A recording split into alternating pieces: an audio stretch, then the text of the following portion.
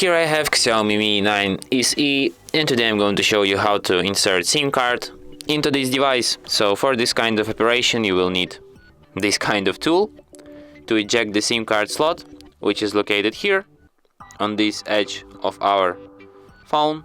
So what you have to do is to just put the tool inside the hole next to the slot.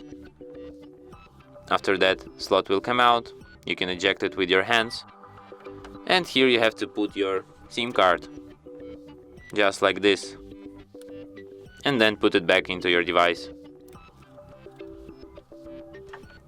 And as you can see, it immediately requires PIN code to my SIM card, which is the proof that SIM card is read. Let's enter this code, and that's how it's done.